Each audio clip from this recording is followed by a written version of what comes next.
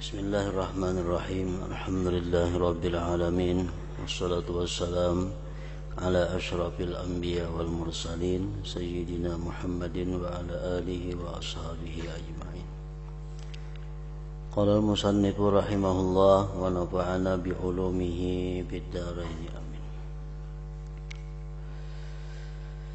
Di dalam rakaat yang kedua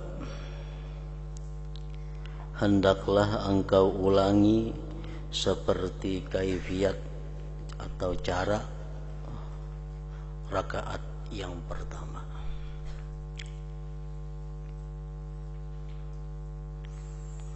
Di rakaat yang kedua sama dengan rakaat yang pertama. Cuma bedanya di rakaat yang kedua ini kadada doa iftitah. Kadada doa iftitah.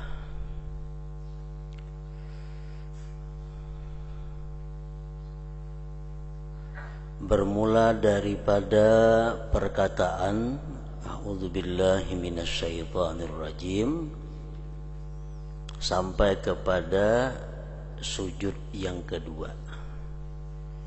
Sama kelakuannya dengan rakaat pertama.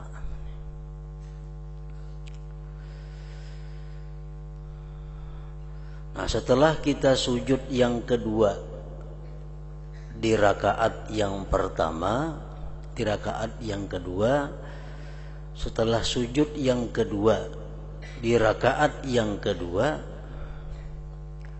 kemudian hendaklah engkau duduk untuk tasyahud awal dan hendaklah engkau letakkan tangan kanan di atas paha kanan dan menggenggamkan jari-jarinya kecuali jari telunjuk dan ibu jari, maka engkau biarkan keduanya tanpa digenggamkan. Nah, ini misalnya, jadi 3 jari ini digenggamkan, tinggal 2 jari nang kada digenggamakan untuk tangan sebelah kanan.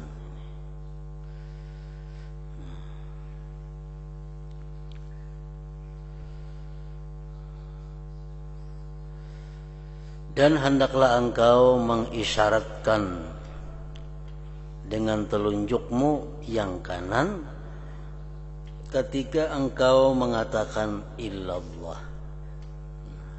Makanya jangan digenggam tadi. Tangan kanan jangan digenggam kesemuaan, tinggal 2 jari ini. Nah, karena begitu kita illallah, nah diangkat.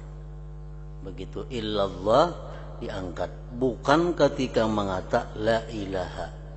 Jadi mengangkatnya ini bukan waktu la ilaha, bukan waktu illallah angkat.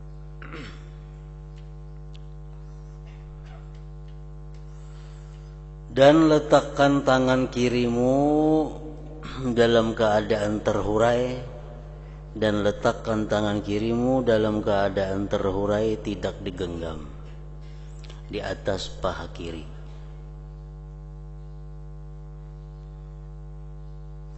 Di atas paha kiri. Dan hendaklah engkau duduk di atas kakimu yang kiri pada tasyahud ini, tasyahud awal, seperti engkau duduk antara 2 sujud dahulu. Nah, jadi duduk tasyahud awal sama lawan duduk antara 2 sujud. Ngarannya duduk iftirash.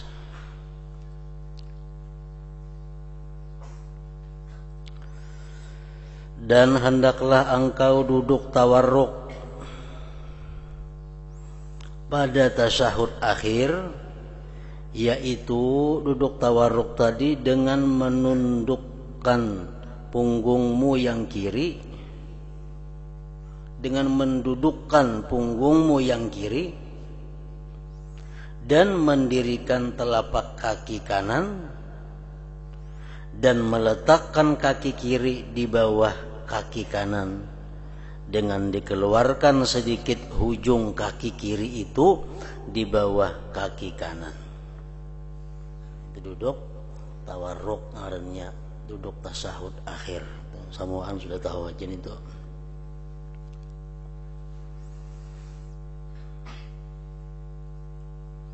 Nah, jadi duduk antara dua sujud itu duduk iftiras.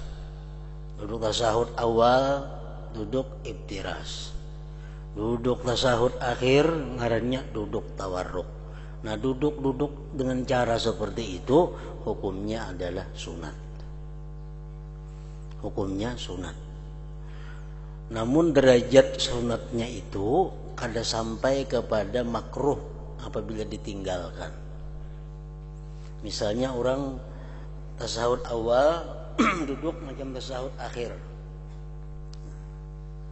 Duduk macam tasahud akhir. Ini dia meninggalkan sunat. Karena tasahud awal mestinya duduk iftiras. Ini kada tawarruk. Itu meninggalkan sunat.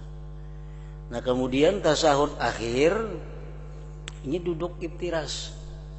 Mestinya tawarruk kalau tuh. Nah, itu meninggalkan sunat. Namun sunatnya itu jika ditinggalkan kada sampai membawa kepada derajat makruh. Kada sampai membawa kepada derajat makruh. Lain hal a'udzubillah tadi. Nah, kalau a'udzubillahi minasyaitonirrajim terutama di rakaat yang pertama sunat hukumnya membaca a'udzubillah. Nah, kalau kita tinggalkan a'udzubillah itu makruh. Nah, sembahyang Allahu Akbar Bismillahirrahmanirrahim rakaat pertama baiftitah kada, ba'udzubillah kada. Allahu Akbar Bismillahirrahmanirrahim Alhamdulillah. Nah, itu makruh. Kenapa? Karena meninggalkan a'udzubillahi minasyaitonirrajim. Jadi derajat sunat membaca a'udzubillah itu lebih tinggi derajat sunatnya daripada urusan duduk tadi. Daripada urusan duduk.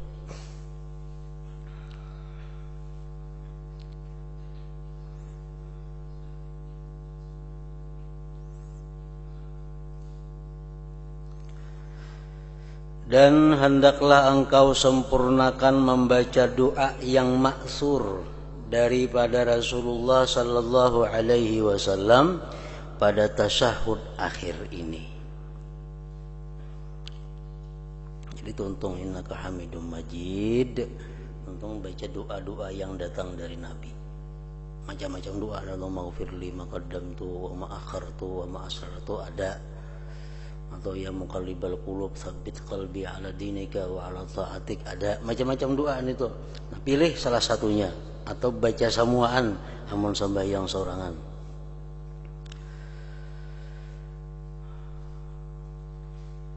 Kemudian kata ulihmu selepas selesai daripada segala doa itu akan assalamualaikum warahmatullah 2 kali. Sekali ke kanan dan sekali lagi ke kiri. Dan hendaklah engkau menoleh ketika memberi salam itu sekira-kira dapat dilihat putihnya pipimu dari sebelah tepimu, dan niatkan ulihmu akan keluar daripada sembahyang. Jadi berpaling menoleh itu mesti kelihatan pipi kiri kita ini orang yang di belakang kita. Assalamualaikum warahmatullahi. Ini menoleh ini banyak sehingga orang di belakang sebelah sana melihat pipi kita. Sebelah kiri Assalamualaikum warahmatullahi. Jadi orang sebelah kiri sana melihat pipi kita sebelah kiri. Itu batasannya menoleh ke kanan dan ke kiri.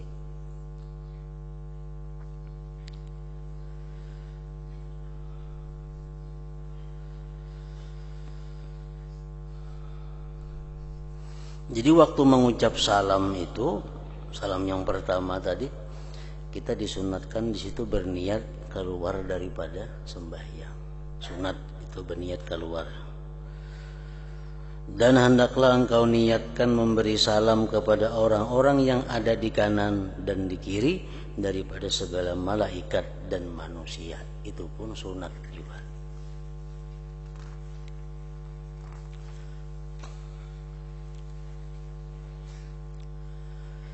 Dan apa yang telah disebutkan ini ialah cara sembahyang dengan sendirian.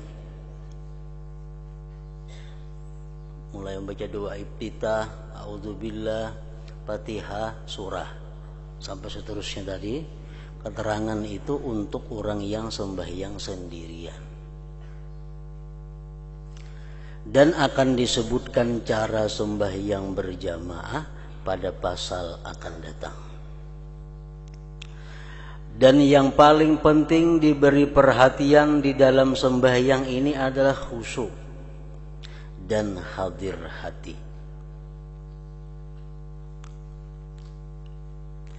Bersama dengan bacaan dan zikir.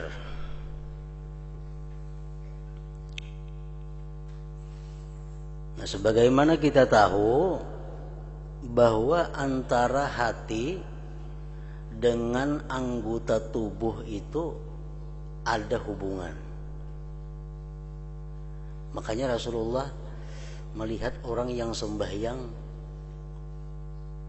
menoleh ke kiri ke kanan.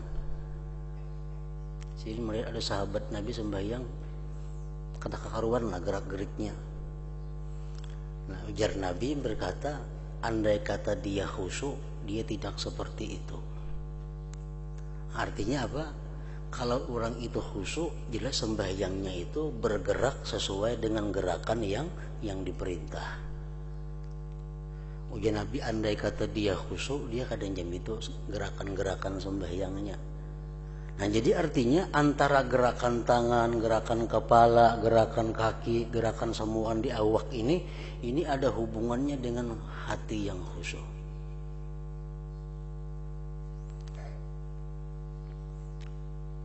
Jadi gerakan anggota tubuh kita ini berhubungan dengan hati. Kalau kita kadakawah khusyuk hati kita liar, begitu Allahu Akbar sudah meruncat kemana ke hatinya. Nah, kayak apa untuk menjinakakan hati ini supaya gana? Salah satu caranya adalah membaguskan gerak-gerik sembahyang itu. Karena dari gerak-gerik sembahyang nang bagus, gerak-gerik sembahyang nang sesuai aturan agama, itu akan kuntak ke dalam hati nang liar tadi, bisa membuat inya khusyuk. Nah, jadi kalau orang kadakawa khusyuk hatinya, salah satu caranya adalah melatih diri dalam sembahyang itu sesuai gerakan-gerakan yang diarahkan, yang ditunjuk oleh pelajaran agama ini. Kayak apa takbir, kayak apa ruku nang bagus, kayak apa bacaan nang bagus, kayak apa sujud nang bagus, kayak apa mengangkat tangan nang bujur. Nah, gerakan-gerakan ini membantu untuk kekhusyuan hati. Sebagaimana hati khusyuk pun membuahkan gerakan nang bagus juga.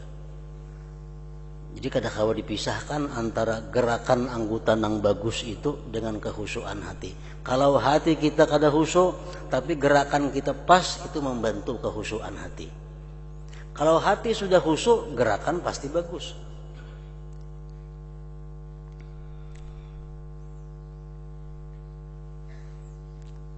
Jadi kadang-kadang dipisahkan antara gerakan sembahyang. Mungkin kita berpikir memangnya sembahyang itu barang aja kayak apa, kan yang penting hati khusyuk, nah tuh kada mau. Kalau hati khusyuk pasti bagus gerakannya. Kadang-kadang bakal simpulan yang penting khusyuk hati. Bertakbir ke sembahyang itu angkat tangan gak kada kah, duduknya macam apa kah, yang penting hati khusyuk, nah tuh kada hawa. Karena setiap hati nang khusyuk, gerakannya pasti keluar sesuai dengan yang dianjurkan agama, yang dianjurkan syariat ini. Nah, kalau kadakawa khusyuk hati, bantu dengan gerakan yang baik itu, pasti akan memberi bekas kepada kekhusyuan hati.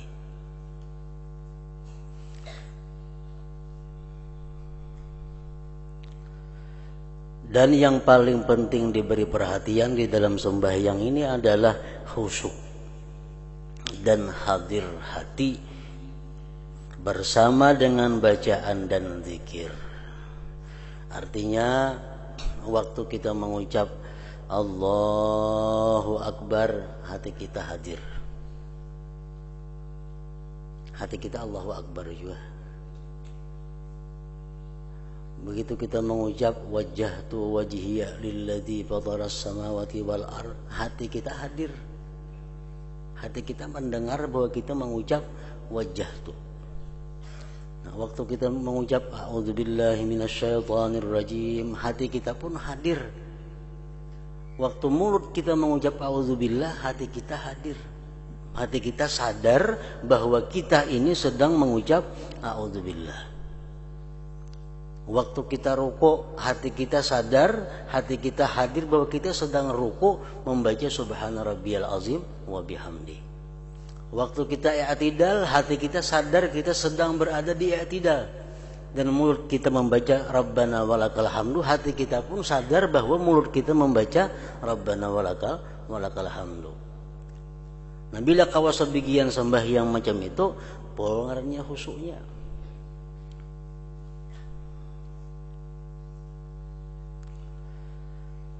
Kadang-kadang kita waktu mulut kita ini mengucap alhamdulillahirabbil alamin, hati kita ada alhamdulillah. Hati kita mungkin ada di halaman, atau hati kita ada di samping rumah, atau hati kita ada di luar rumah. Padahal mulut kita membaca alhamdulillah. Nah, ini ngarannya hatinya kada hadir. Hatinya kada hadir. Kita duduk di sini duduk. Hati kita sadar bahwa kita ini duduk sekarang ini di musala. Itu hadir ngarannya hati. Tapi kalau kita duduk di sini, tapi hati kita memikirkan di dapur, itu ngarannya kada hadir hati. Kada hadir hati itu. Kita duduk di sini, tapi hati kita memikirkan di rumah, memikirkan di pasar, hati kita kada hadir ngarannya. Nah, hati hadir itu macam apa? Kita duduk di sini, sadar hati bahwa aku sekarang duduk di musala. Itu pengertian hadir hati.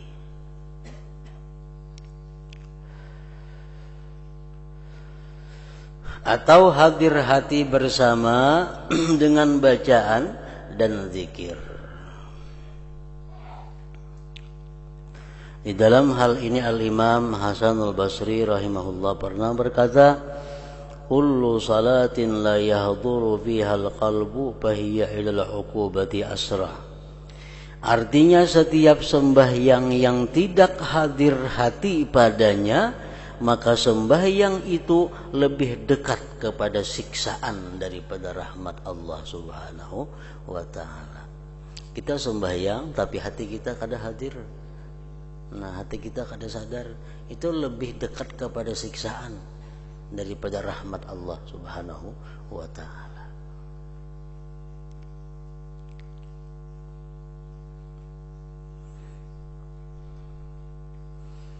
Jadi hudurul qalbi itu adalah syarat utama untuk khusyuk.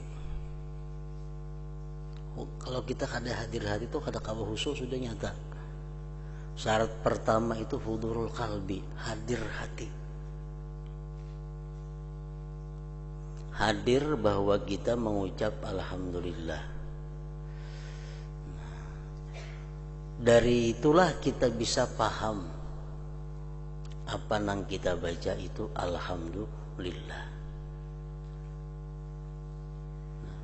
Dari kita sadar kita ini mengucap alhamdulillah, di situ kita lalu paham bahwa yang kita baca alhamdulillah artinya segala puji bagi Allah.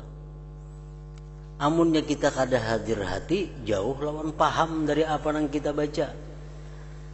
Nah, kalau kita kada hadir hati, kada mau kita paham. Karena hadir aja kada, apalagi hendak memaham. Nah, syaratnya itu untuk lebih jauh lagi khusyuknya, pertama syaratnya harus hadir dulu hati.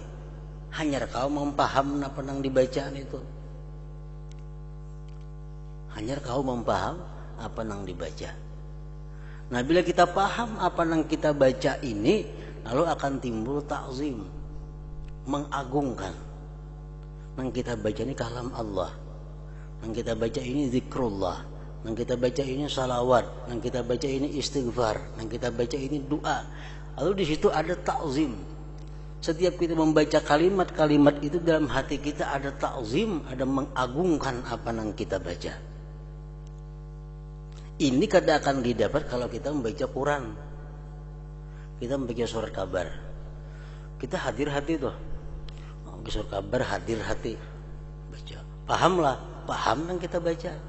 Tapi adalah ta'zim kita kepada Quran itu, kada ada ta'zim. Kada ada ta'zim. Nah, kalau sembahyang, apa yang kita baca itu mesti kita ta'zim, mesti kita mengagungkan dengan apa yang kita baca ini. Lain dengan kita membaca surat kabar atau membaca surat-surat manusia lainnya. Nah, ta'zim ini pun kada akan dapat kalau kita kada paham. Kada paham kalau ta'zim. Ada bahasa Inggris bacaannya, paham aja kada, apalagi membesarkan kada kawa. Nah, jadi ta'zim ini buah daripada paham. Sedangkan paham itu buah daripada hudurul qalbi, hadir hati. Jadi hadir hati itu lebih dahulu andaknya, hanya kau mengerti apa yang kita baca. Yang kita bacanya adalah kalam Allah, lalu ada ta'zim dalam hati kita, ada rasa mengagungkan. Nah, itu bagian daripada khusyuknya seseorang. Dan Rasulullah sallallahu alaihi wasallam bersabda, innal abda la yusalli shalah fala yuktabu lahu minha sudusuha wala ushruha wa innama yuktabu lil abdi min salatihi biqadri ma aqala minha. Artinya sesungguhnya seseorang hamba itu mengerjakan sembahyang, padahal tidak dituliskan ganjaran sembahyangnya itu, melainkan hanya 1/6-nya. Jadi misalnya hanya sembahyang 4 rakaat itu 6 menit tuntung. Ada orang yang sembahyang cuma 1 menit saja dihitung Tuhan. 5 menitnya perai, tidak dihitung.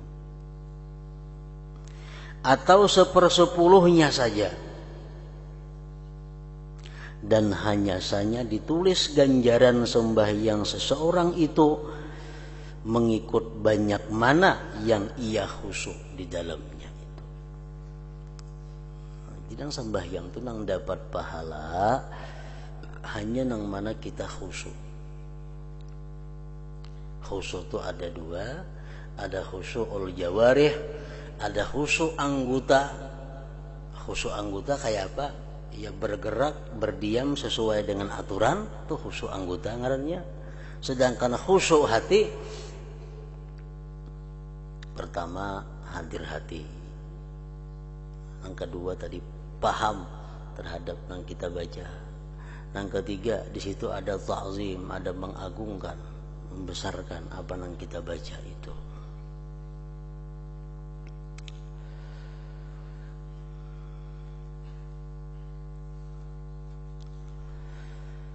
Yang ke-12, adab-adab menjadi imam dan adab-adab menjadi makmum. Adab-adab sembahyang berjamaah. Pertama, sebaik-baiknya bagi seorang imam itu bahwa ia meringkaskan sembahyangnya.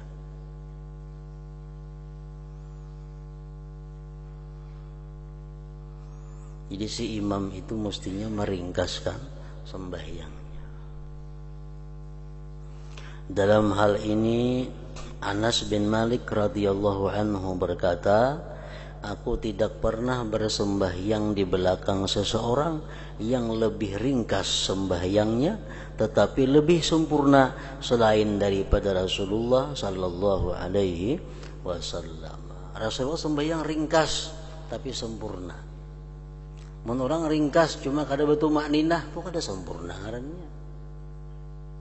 Ringkas cuma kada memakai surah kada sempurna juga.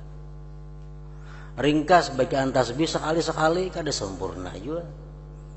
Nah, ringkas tapi sempurna artinya apa? Ringkas sempurna. Cari surah nang jangan panjang-panjang. Tasbih nang mestinya saurangan dibagi 7 kali, cukup 3 kali kalau kita jadi imam. Nah, itu sempurna ngarannya.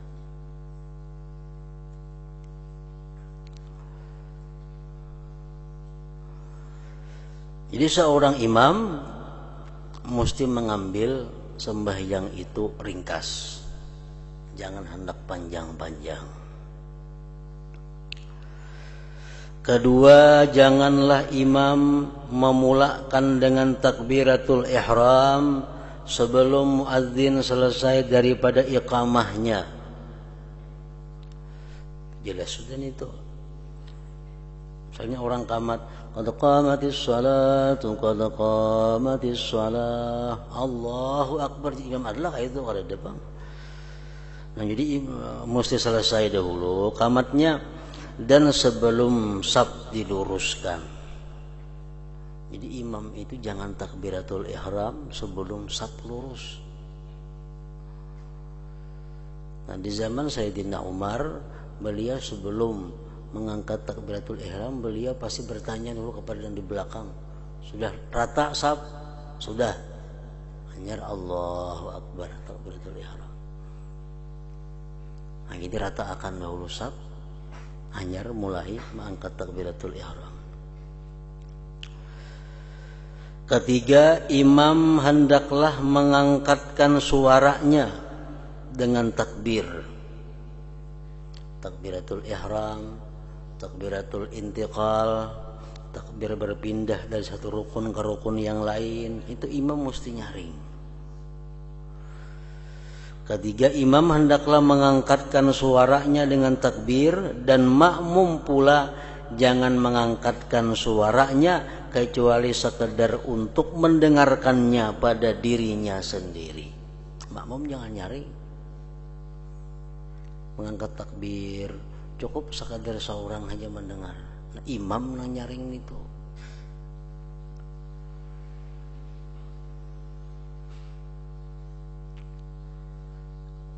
Jadi makmum baik mengangkat takbiratul ihram, baik mengangkat takbir intiqal, cukup seorang aja mendengar. Jangan nyaring. Cukup palingnya seorang mendengar takbir cukup bagi makmum. Allahu akbar, seorangan aja mendengar cukup. Nang nyaring itu adalah imam.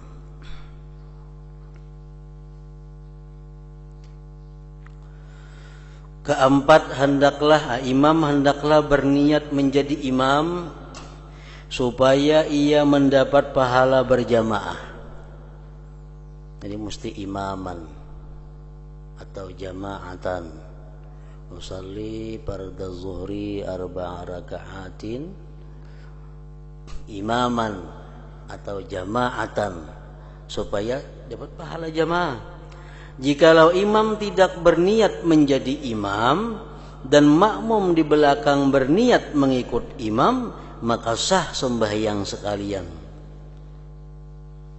sekalian makmum, dan mereka mendapat pahala berjamaah.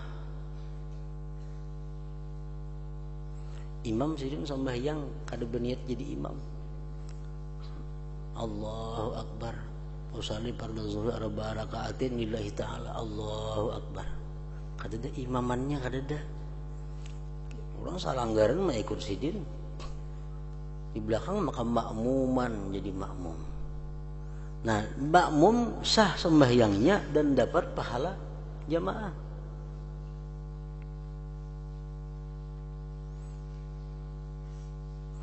Dan sah juga sembahyang imam, tetapi ia tidak mendapat pahala sembahyang berjamaah. Imam pun sah juga, cuma sidin kada dapat pahala jamaah karena kada berniat jadi imam.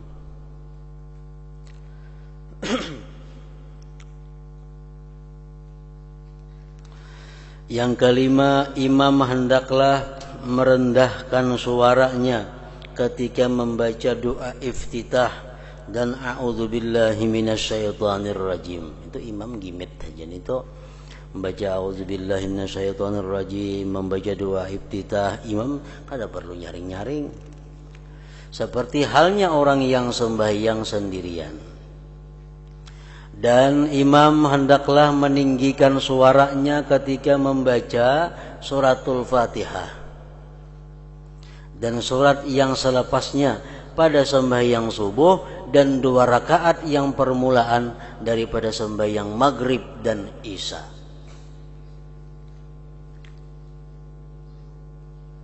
Dan begitu pula orang yang sembahyang sendirian. Kita sembahyang sorangan maghrib benyaring membaca Fatihah lawan surah pada 2 rakaat yang permulaan. Sembahyang isya kita saurangan benyaring juga. Sembahyang subuh benyaring juga. Nah, benyaring itu hukumnya adalah sunat. Sembahyang zuhur, sembahyang asar begimit itu pun hukumnya sunat. Nah, sunatnya ini sunat yang tinggi derajatnya. Kalau kita tinggalkan itu makruh.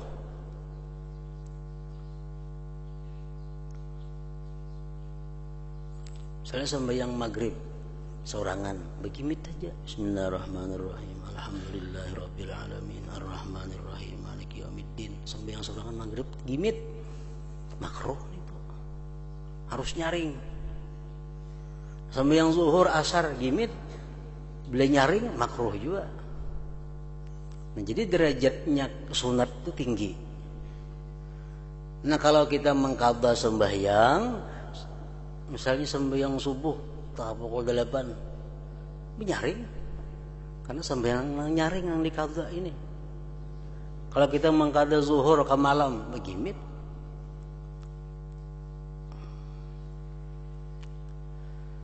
itu sunat. Kalau kita menyalahi itu maka makruh. Dan hendaklah imam meninggikan suaranya dengan perkataan amin pada mana-mana rakaat yang dituntut meninggikan suaranya dalam bacaan. Dan hendaklah makmum menyertai imamnya meninggikan suara dalam bacaan amin dengan tidak terkemudian daripadanya.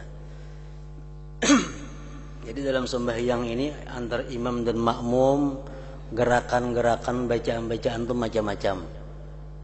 Ada gerakan atau bacaan yang makmum ini wajib berdudi pada imam. Apa?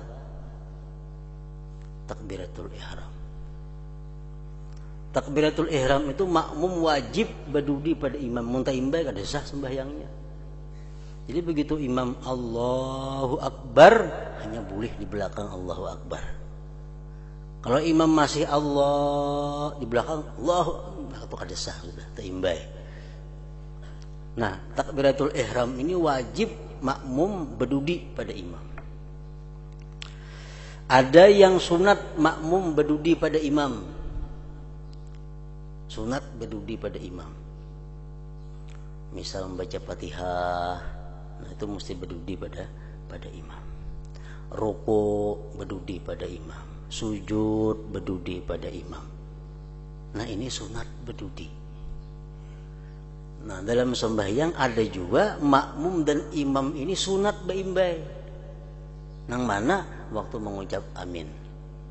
Nah, waktu mengucap amin ini imam makmum disuruh serentak beimbai. Jangan imam dahulu. Waladhdallin amin. Hanya amin di belakang adalah kayak itu kalau orang mesti beimbai aminnya karena itu sunat beimbai. Nah, bila makmum ini beimbai lawan imam, pas taimbai lawan aminnya para malaikat, maka itu akan mendapatkan satu fadilat yang besar.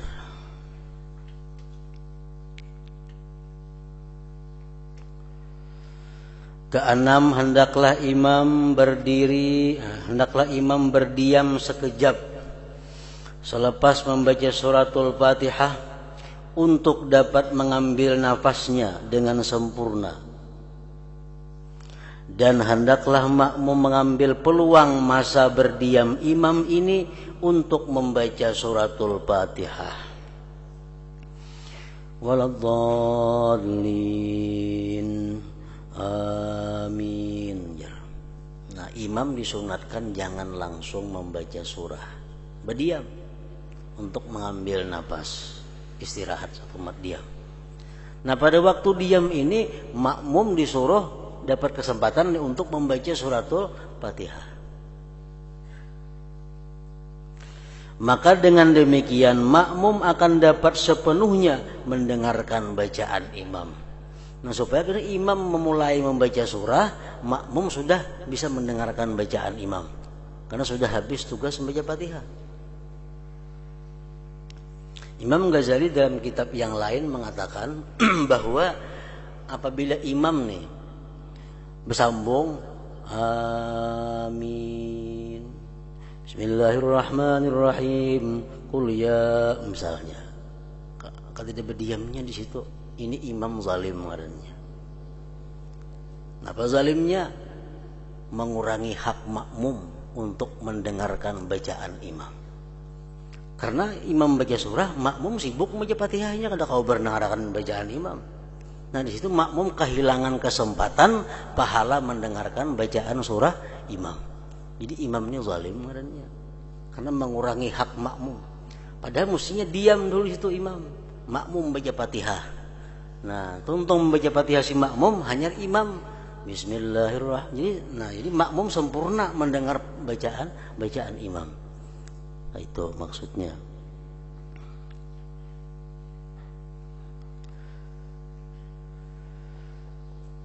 Dan ia jangan membaca surat pada sembahyang yang imamnya telah meninggikan bacaan surah, kecuali bila ia makmum tidak mendengar bacaan imamnya itu. Imam membaca surah, kalau makmum ini mendengar saja suara imam, jangan hendak membaca surah makmum. Jangan hendak membaca surah. Dengarkan aja surah pun imam membaca kuliah kasidin, kalau Allahu ahad kasidin. Tapi kalau suara imam ini kadang-kadangaran ke belakang, mic-nya mati umpamanya. Jadi kadang-kadangaran sih membaca surah napa kada tahu di muka tuh, kadang-kadangaran. Nah, si makmum disunatkan masing-masing membaca surah. Nang kada mendengar, dengar bacaan imam aja. Nang kita kada mendengar di belakang, baca surah seorang. Baca surah seorang. Dan ia si makmum jangan membaca surah pada sembahyang yang imamnya telah meninggikan bacaan surah, kecuali bila ia si makmum tidak mendengar bacaan imamnya itu.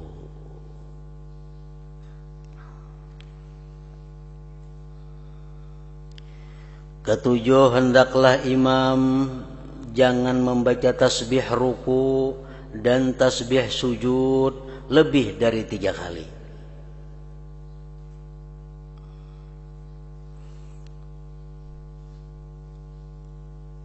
Makruh nih tuh. Kalau tak 4 kali si imam nih baca subhana rabbiyal a'la wa bihamdi, subhana rabbiyal a'la wa bihamdi, subhana rabbiyal a'la wa bihamdi, cukup 3 kali imam. Kalau sembahyang surangan sebaiknya berapa kali semalam? 7 kali.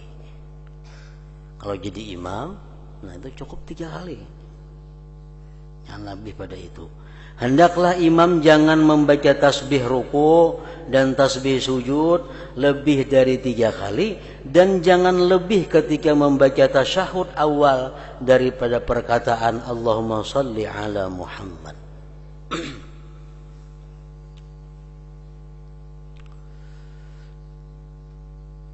Jadi membaca tasyahud awal cukup ingat asyhadu an la ilaha illallah wa asyhadu anna Muhammadar Rasulullah, Allahumma salli ala Muhammad.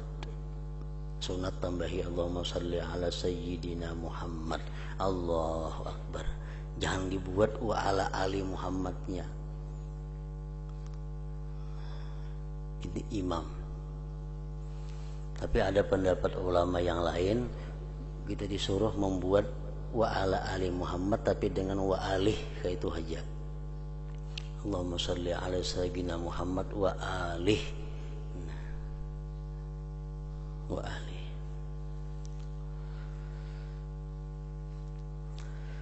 Kedelapan, hendaklah imam jangan membaca selain daripada suratul Fatihah pada 2 rakaat yang terakhir, pada sembahyang yang 3 rakaat atau 4 rakaat.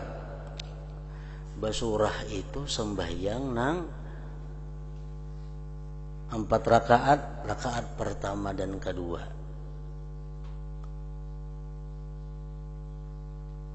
Bila sudah tasahud awal, itu kada ada lagi surah imbahnya. Kada ada lagi surah. Rakaat pertama Fatihah lawan surah.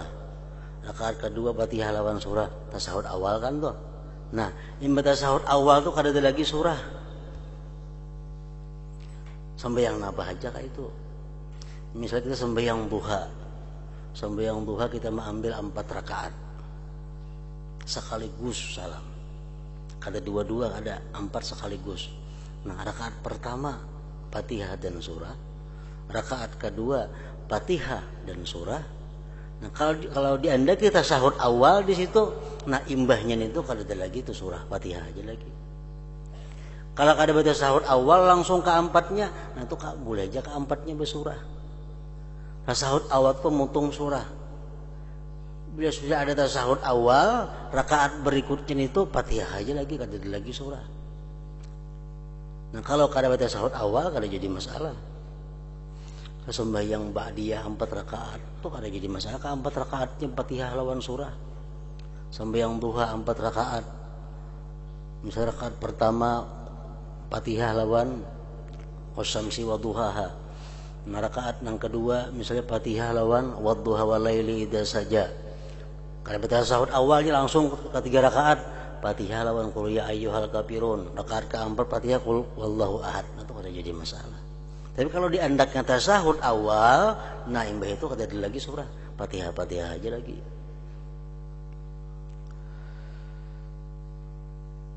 Kedelapan, hendaklah imam jangan membaca selain daripada suratul Fatihah pada 2 rakaat yang terakhir, pada sembahyang yang 3 rakaat atau 4 rakaat. Dan janganlah ia suka memanjangkan bacaan seperti memanjangkan doa di dalam tasyahud akhir selepas ia membaca tasyahud yang wajib dan salawat ke atas Rasulullah sallallahu alaihi wasallam. Jangan hendak panjang doa. Jadi begitu ingat Hamidum Majid, cukup imam tambahi lagi sebuting doa. Misalnya maghfirli ma qaddamtu ma akhartu ma asrartu. Cukup sebuting. Jangan ditambah doa yang daripada Nabi. Itu sembahyang sorangan aja itu. Saya semalaman kan begitu salat awal kada akhir kada bapak menjadi imam kada kawa. Imam mesti ringkas dan sempurna. Yang ke-9, hendaklah imam berniat ketika memberi salam itu akan mengucapkan salam kepada ahli jamaah, dan ahli jamaah pula berniat dengan salam mereka itu menjawab akan salam imam. Hadratin Nabi sallallahu alaihi wasallam. Al-Fatihah. Iyyaka na'budu wa iyyaka nasta'in. Ihdinas siratal mustaqim. Shiratal ladzina an'amta 'alaihim. Bismillahirrahmanirrahim. Alhamdulillahi rabbil alamin. Allahumma shalli wa sallim wa barik ala sayyidina Muhammad wa alihi wa sahbihi ajma'in. Allahumma ighfir lana ma akhta'na wa ma tahammadna wa ma asrarna wa ma a'lanna wa ma asrafna wa ma anta alam bihi minna antal muqaddim wa antal muakhir la ilaha illa anta. Allahumma anfa'na bima 'allamtana wa 'allimna ma yanfa'una wa zidna fahman wa ilman wa amalan wa hudan wa tawfiqan bi rahmatik ya arhamar rahimin. Allahumma ihfazna wa ihfaz man ma'ana wa ma'ana min al-bala wa syarri kulli dzar. Sallallahu alaihi wasallam Muhammad wa alihi wasallam.